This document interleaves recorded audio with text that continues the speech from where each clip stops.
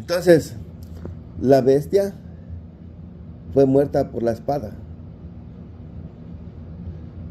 Y para que veamos qué es la espada, tendremos que ir al libro de Romanos, el capítulo 13. Romanos capítulo 13 nos enseña qué es la espada con la que la bestia recibió la herida. Vamos a leer primero del versículo 1 al versículo 4. Dice lo siguiente: sométase toda persona a las autoridades superiores, porque no hay autoridad sino de parte de Dios, y las que hay por Dios han sido establecidas. De modo que quien se opone a la autoridad, a lo establecido por Dios, resiste, y los que resisten acarrean condenación para sí mismos. Porque los magistrados no están para infundir el temor al que hace el bien, sino al malo. ¿Quieres pues no temer la autoridad? Haz lo bueno y tendrás alabanza de ellas. Fíjense lo que dice el 4. Porque es servidor de Dios para tu bien, pero si hace lo malo, teme, porque no en vano lleva la espada, pues es el servidor de Dios, vengador, para castigar al que hace lo malo. Es decir, el poder civil tiene una espada para castigar, y la iglesia romana en aquel tiempo usaba el poder civil para perseguir y matar. Entonces, cuando se le quita el poder civil, el mismo poder civil le da la herida. Pero la iglesia debe tener su espada también. ¿Se da cuenta? Vamos a leer la espada de la iglesia. Está en el libro de Efesios, en el capítulo 6, versículo 17. Miren lo que dice Efesios 6, 17. Dice: tomad el yelmo de la salvación y la espada del Espíritu, que es la palabra de Dios. Es decir, la iglesia tiene su espada, el poder civil tiene su espada. Los dos deben estar separados, no juntos.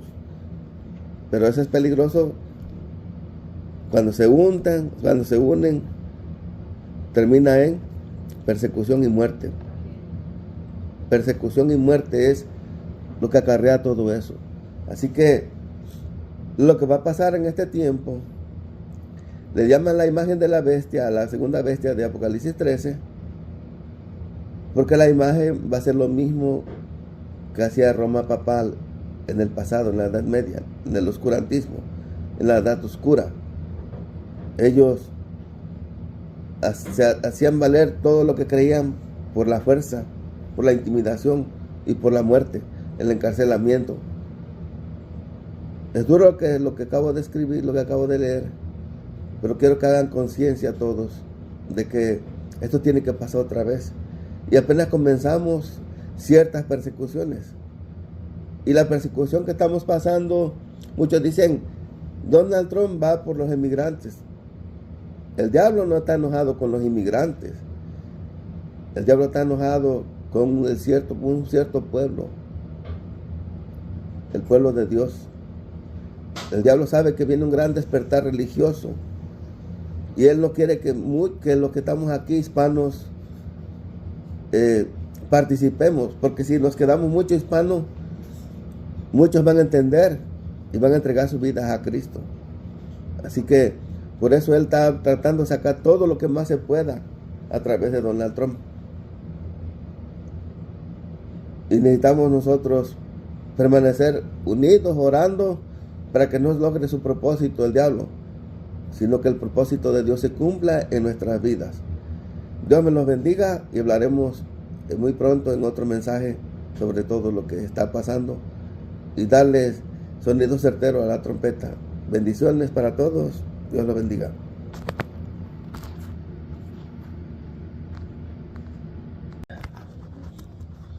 Estoy teniendo problemas ahorita con la comunicación.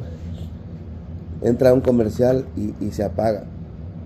Entonces, estamos viendo lo de la adoración que adquirió el sistema católico romano. Ya vimos que adquirió el culto principal de ellos, es de origen griego. Del oso adquirió otro tipo de adoración, que muchos dicen que tiene que ver con el gorro que trae el pontífice romano. Pero lo que me interesa más que nada es la boca del león. Después en otro próximo video estaré dando lo que es del del sistema persa de adoración, que es lo que ellos adoptaron de ese sistema. Pero de la boca del león aceptaron, no es bueno lo que ellos aceptaron, que adoptaron. Si ustedes van conmigo al libro de Daniel, Daniel en el capítulo 7, vamos a ir primero al capítulo 2, perdón. Daniel capítulo 2, y nos vamos a dar cuenta ahí que Nabucodonosor tiene un sueño. Y los sabios de su reino, que eran personajes como los que hoy conocemos como adivinos, como magos, como astrólogos, es pura cosa falsa. Pero de entre ellos había uno que se llamaba Daniel, que era un profeta de Dios. Ahora, el rey tiene un sueño y de repente se le olvida. No sabe lo que soñó, pero el sueño lo inquietó, lo preocupó, por lo que mandó a traer a todos los sabios y les dijo claramente, déjenme lo digo. Dice, si no me mostráis el sueño, una sola sentencia hay para vosotros. Ciertamente preparáis respuestas mentirosas y perversas que decir delante de mí, entre tanto que pasa el tiempo. Decidme pues el sueño para que yo sepa que podéis dar su interpretación. ¿Y qué dijeron los caldeos? Los caldeos respondieron delante del rey y dijeron, no hay hombre sobre la tierra que pueda declarar el asunto al rey. Además de esto, ningún rey, príncipe ni señor preguntó cosas semejantes a ningún mago, ni astrólogo, ni caldeo. Porque el asunto que el rey demanda es difícil y no hay quien lo pueda declarar al rey, salvo los dioses cuya morada no es con la carne. Es decir, eso estaba difícil porque dice, pues ni Nabucodonosor sabía que había soñado.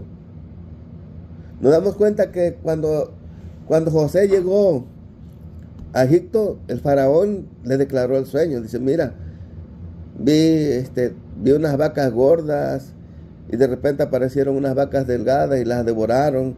Vi 7 espigas y de repente las espigas, había otras 7 espigas flacas, delgadas, y empezaron a devorarlas también. O sea, hubo una declaración de lo que soñó, pero este rey definitivamente dice, yo no me acuerdo del sueño, porque quiero que ustedes me digan qué soñé yo. Y eso es imposible. ¿Por qué? Porque ni siquiera les contó el sueño. Es que Dios estaba actuando de una forma, Dios le mostró un sueño, porque Nabucodonosor se acostó y pensando, ¿qué será de mí, de mi reino, en lo porvenir?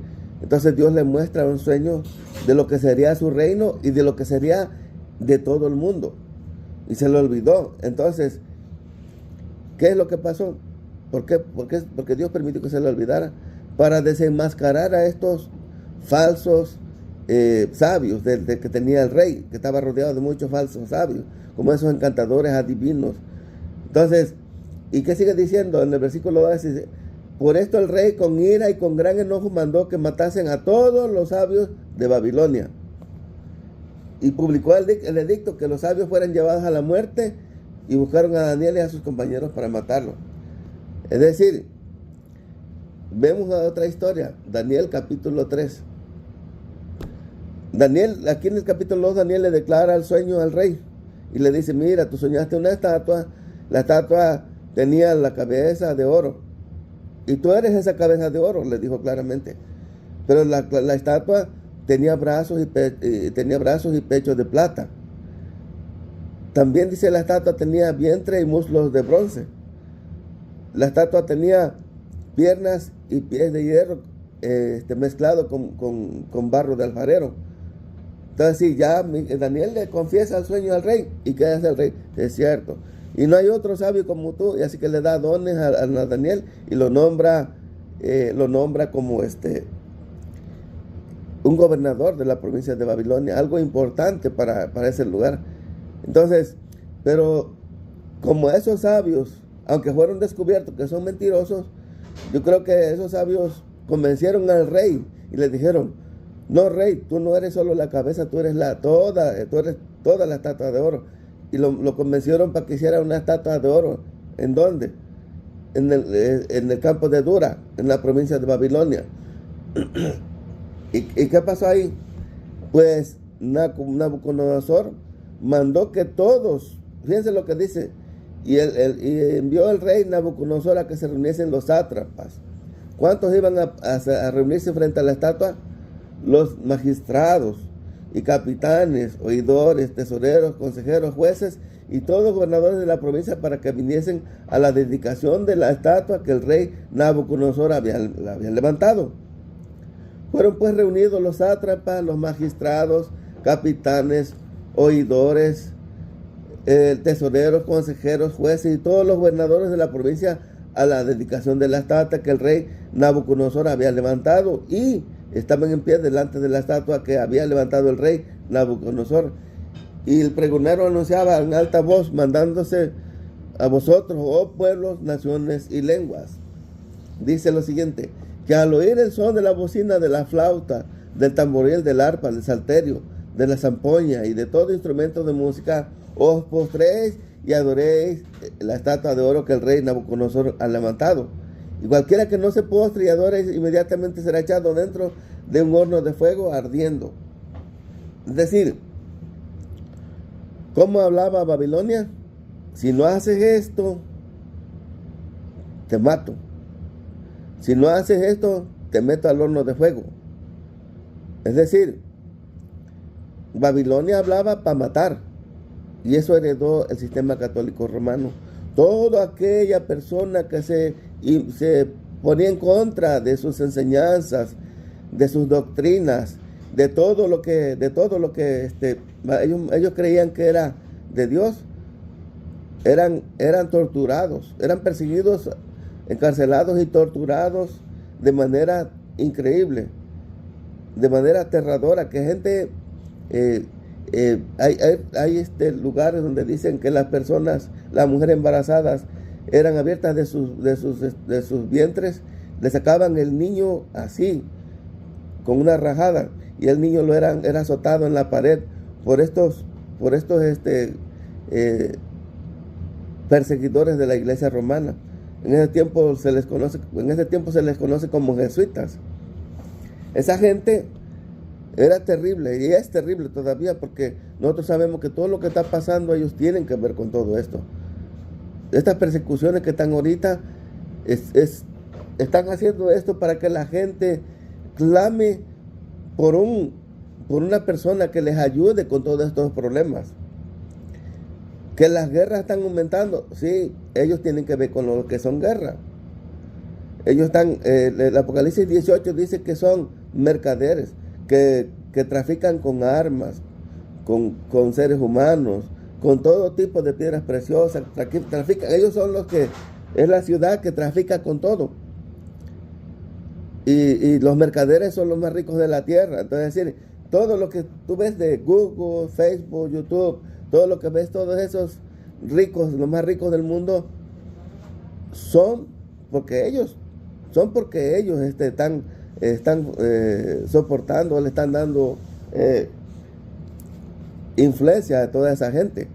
Es decir, todos los reinos de la tierra ahorita tienen que hacer lo que Roma papal está pidiendo, lo que el Vaticano dice. Muchos dicen, no sabemos quién está por detrás, de todo lo que está pasando, del poder de Estados Unidos. ¿Quién está por detrás de Estados Unidos? ¿Quién es el que manda al presidente? ¿Quién es el que manda a la OTAN? Es el Vaticano. Muchos dicen, no, es el Estado profundo. Pero el Estado profundo, ¿quién lo controla? El Vaticano. Y eso me va a costar muy caro a mí, porque pues pueden a lo mejor anular el comentario, pero esa es la verdad, porque la vamos a callar. Y me voy a volver enemigo de esa gente. Pero dice la Biblia, si Dios conmigo, ¿quién contra mí? Y yo confío en esa promesa. Así que debemos de tener esa confianza de que Dios te cuida, te protege. Y debemos hacer como estos muchachos de aquí. A mí me gusta mucho lo que ellos expresaron.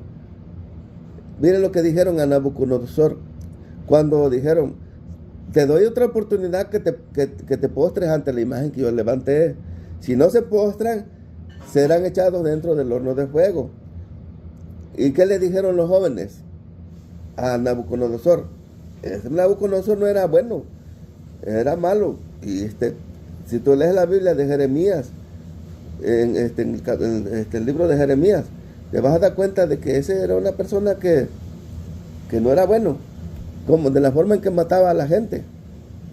Dice, miren lo que dijeron estos muchachos: de tú, oh rey, has dado una ley que todo hombre, al oír el son de la bocina, de la flauta, del tamboril, del arpa, del salterio, de la zampoña y de todo instrumento de música, se postre y adore la estatua de oro. Y el que no se postre y adore sea echado dentro de un horno de fuego ardiendo. Ellos le están repitiendo lo que mandó decir Nabucodonosor. Pero el versículo 12 dice, eso es lo que estaban diciendo los que acusaron, a los que acusaron a los tres muchachos.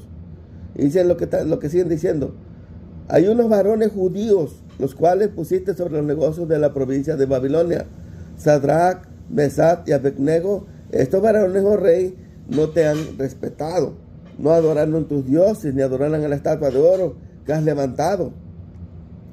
Entonces Nabucodonosor dijo con ira y con enojo que trajesen a Sadrach, Mesach y Abednego. Al instante fueron traídos estos varones delante del rey. Habló Nabucodonosor y le dijo: de verdad, Sadrach, Mesach y Abednego, que vosotros no honráis a mi Dios, ni adoráis la estatua de oro que he levantado. Dice: ahora pues estáis dispuestos para oír el son de la bocina, de la flauta, del tamboril, del arpa, del salterio, de la zampoña y de todo instrumento de música. Os postréis y adoréis la estatua que he hecho, porque si no la adoráis, en la misma hora seréis echados en medio de un horno de fuego ardiendo. ¿Y qué Dios será aquel que os libre de mis manos? Nabucodonosor no sabe ni lo que está haciendo. Está retando a Dios, al Dios de los hebreos, que es el mismo Dios que nosotros adoramos. Y esos poderes están retando a Dios. Piensan que el Dios de nosotros no nos puede librar. Pero, ¿y si no nos libra qué? Miren lo que dicen lo que contesta Sadrach, Mesach y Abednego. Respondieron al rey Nabucodonosor diciendo: no es necesario que te respondamos sobre este asunto. He aquí nuestro Dios, a quien servimos, puede librarnos del horno de fuego ardiendo, y de tu mano, oh rey, nos librará. Pero ¿qué dice el versículo 18? Y si no, sepáis, oh rey, que no serviremos a tus dioses, ni tampoco adoraremos a la estatua que tú has levantado.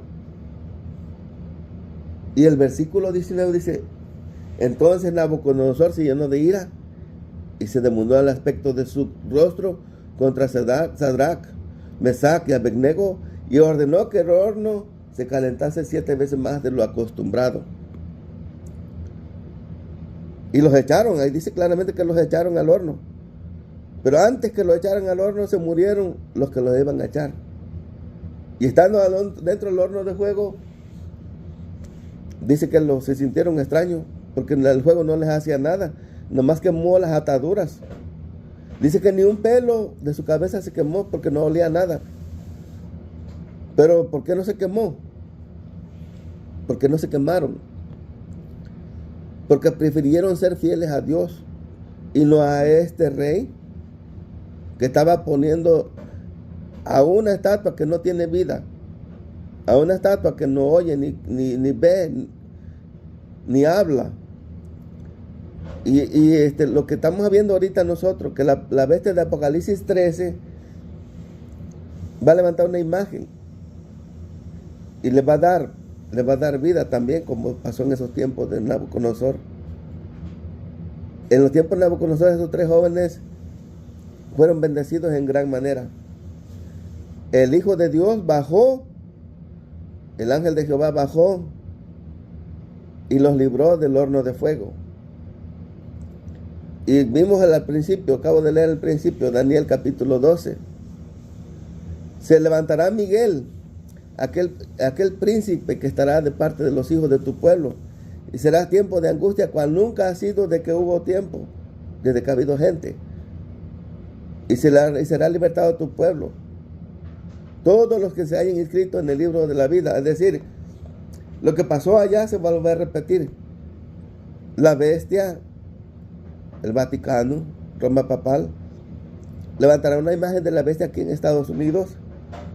Esta imagen de la bestia, o la segunda bestia, o la bestia que surge de la tierra, hará las mismas persecuciones que hizo Roma papal en el pasado.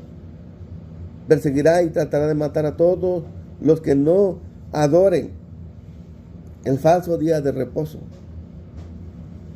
Es decir, eso ya está dicho que va a pasar, va a volver a repetirse. Debemos recordar que la bestia primera, Roma papal, sufrió una herida mortal. No es cuando le tiraron un balazo a Juan Pablo II, eso es una mentira. Eso fue para distraer y llevar la atención para otro lado. La herida mortal consistió en que como la iglesia controlaba o dominaba el Estado, lo único que hizo Napoleón Bonaparte es quitarle el poder civil, el poder del Estado, y quedó solo iglesia. Pero la Biblia dice en Apocalipsis 13 que la herida mortal sería sanada. La herida mortal sería sanada. Está en el versículo 3 de Apocalipsis 13. Miren lo que dice. Vi una de sus cabezas como herida de muerte, pero su herida mortal fue sanada y se maravilló toda la tierra en pos de la bestia. ¿Quién fue? ¿Cómo es que se sanó la herida? O vamos a ver primero cuál fue la herida. Acabamos de ver primero de que la herida es que le quitaron el poder civil. Pero ahí dice, pero vamos a ver, hay una cosa, ¿con qué se le ocasionó la herida? Y vamos a ver Apocalipsis 13, 14. Dice, Apocalipsis 13, 14 dice, y engaña a los moradores de la tierra con las señales que se le ha permitido hacer en presencia de la bestia, mandando a los moradores de la tierra que le hagan imagen a la bestia que tiene herida de espada y vivió.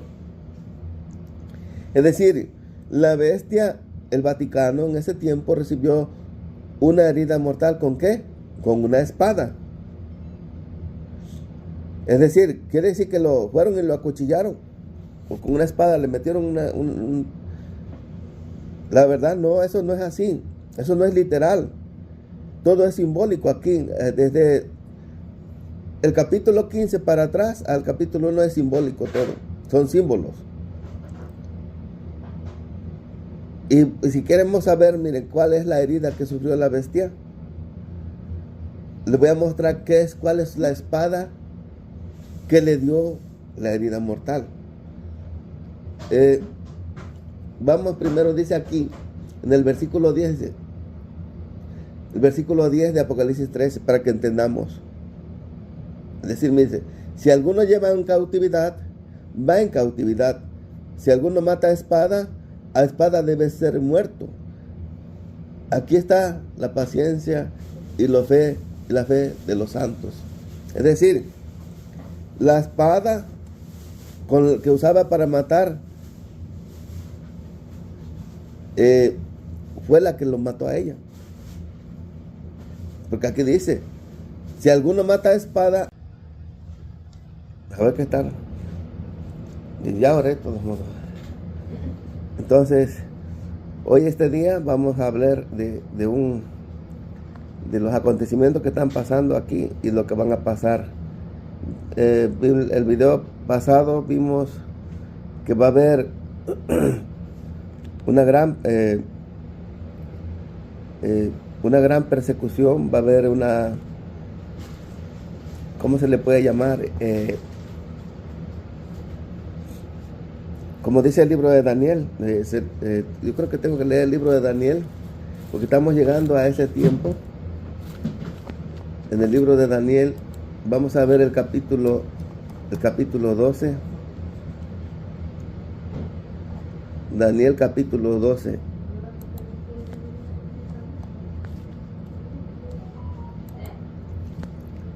Y fíjense lo que dice Daniel capítulo 12. En aquel tiempo se levantará Miguel, el gran príncipe que está de parte de los hijos de tu pueblo, y será tiempo de angustia cual nunca fue desde que hubo gente hasta entonces. Pero en aquel tiempo será libertado tu pueblo, todos los que se hayan inscritos en el libro, dice, y el versículo 2 dice, y muchos de los que duermen en el polvo de la tierra serán despertados, unos para vida eterna y otros para vergüenza y confusión perpetua. Es decir, un tiempo de angustia se aproxima para todo ser humano en la tierra. Y nosotros debemos estar pendientes porque va a pasar todo esto. Y debemos de saber los eventos que van a pasar y por qué van a pasar. En el capítulo 13 de Apocalipsis se ven dos bestias que interactúan, dos bestias que no pelean por subir una o ser una quedarse y la otra ser destruida, ¿no? Como en los reinos pasados, como Babilonia cayó porque los medios y los persas la conquistaron. Luego Medo-Persia cayó porque Grecia vino y la conquistó. Y así Grecia cayó porque el Imperio Romano vino y los destruyó, los conquistó.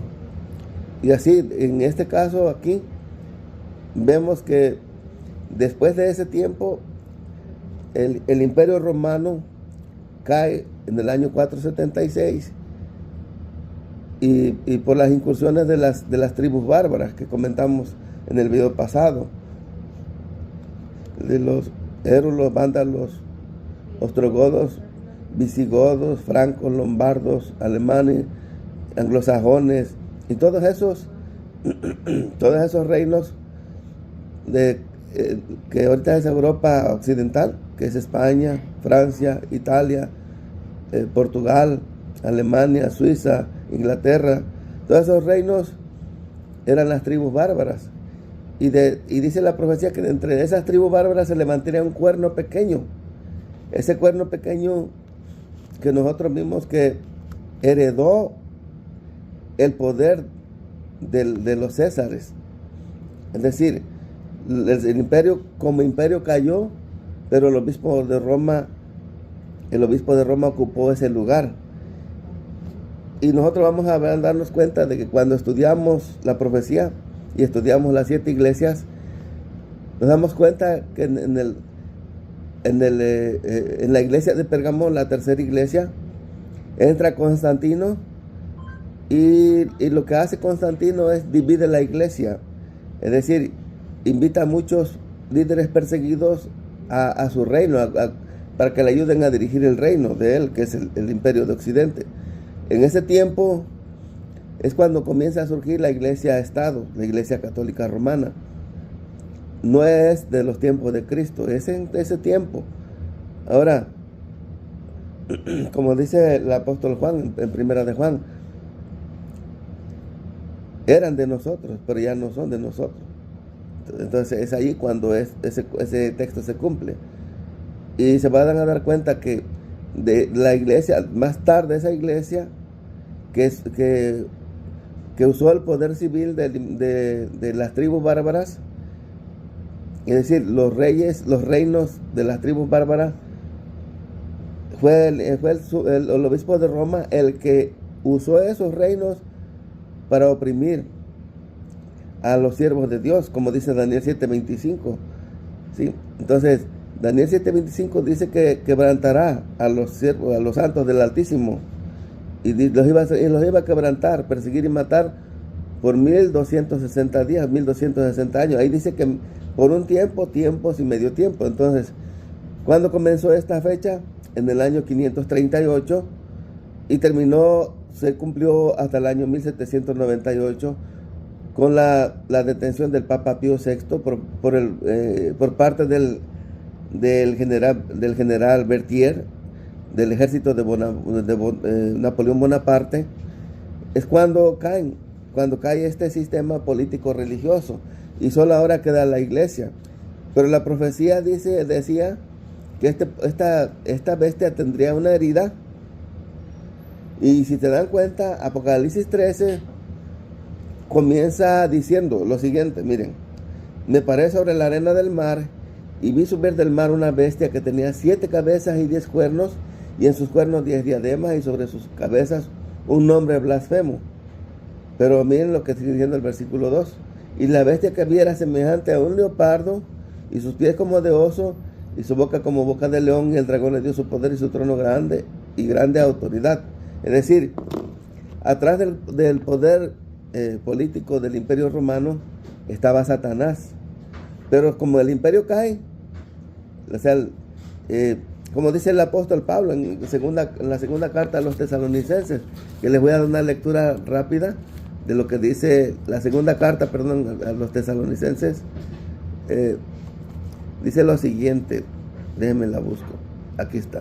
En el capítulo 2 dice lo siguiente, que este poder del anticristo, de la bestia, del cuerno pequeño, del hijo de pecado, de la ramera, este poder que es el mismo que el anticristo, no podía subir a la eminencia, es decir, no podía venir porque algo había que lo detenía. Y miren lo que dice el Apocalipsis, Tesalonicenses capítulo 2, versículo 2. Dice, pero con respecto a la venida de nuestro Señor Jesucristo y nuestra reunión con Él, os rogamos, hermanos, que no os dejéis mover fácilmente de vuestro modo de pensar, ni os conturbéis ni por espíritu, ni por palabra, ni por carta, como si fuera nuestra, en el sentido de que el día del Señor está cerca. Nadie os engañe en ninguna manera, porque no vendrá sin que antes venga la apostasía y se manifieste el hombre de pecado, el hijo de perdición, el cual se opone y se levanta contra todo lo que se llama Dios y es objeto de culto, tanto que se sienta en el templo de Dios como Dios, haciéndose pasar por Dios. Dice el apóstol Pablo en el versículo 5, ¿no os acordáis que cuando yo estaba todavía con vosotros os decía esto?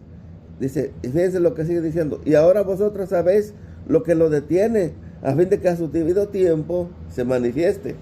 Es decir, había algo que detenía que este poder surgiera, algo que lo impedía. Y yo he estudiado esto y creo que son 2 o 3 cositas que tendrían que pasar primero para que el poder del anticristo, el poder de la bestia surgiera y se diera a conocer quién es.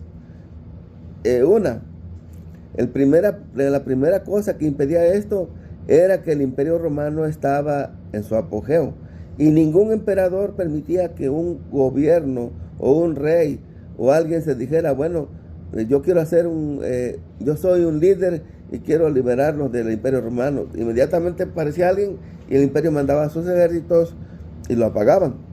Es decir, porque el imperio romano estaba fuerte en ese tiempo, no podía surgir lo que era el cuerno pequeño, el anticristo o la bestia. Y otra de las causas por la cual no podía surgir es que Dios tiene un calendario. Él conoce la historia y sabe en qué época, en qué fecha, en qué día, en qué semana, en qué año tendría que surgir este poder. Es decir, en el tiempo de Dios todo está registrado. Dios no permite que la historia cambie su curso. Dios no permite que la historia sea alterada. Es decir, en cierta parte de la historia de este mundo ya estaba registrado que el anticristo tendría que surgir. Y es por eso que no podía aparecer, porque Dios tiene todo registrado. Ahora, otra cosa. Vamos a revisar un poquito más la Biblia. La Biblia en el libro de Apocalipsis capítulo 13, porque de ahí vamos a pasar nuestro estudio. Apocalipsis 13 muestra las características, en el versículo 2 muestra las características de esta bestia. Es decir, el versículo 2 dice, y la bestia que viera semejante a un leopardo y sus pies como de oso y su boca como de león, y el dragón le dio su poder y su trono y grande autoridad. Es decir, cuando vemos que la bestia era semejante a un leopardo, sus pies como de oso y su boca como boca de león, y el dragón le dio su poder y su trono y grande autoridad, quiere decir que este poder político religioso heredaría cosas, ¿qué se puede decir? Parte de la adoración que se daba en los tiempos de Babilonia, o heredaría ciertas políticas, ciertos mandatos de cada uno de los reinos, por decirlo así. ¿Qué heredó de Babilonia? Porque dice que tiene, vamos a ver primero qué es, por qué era semejante a un leopardo. Ustedes se dan cuenta cómo era el culto en el sistema griego, en la mitología griega.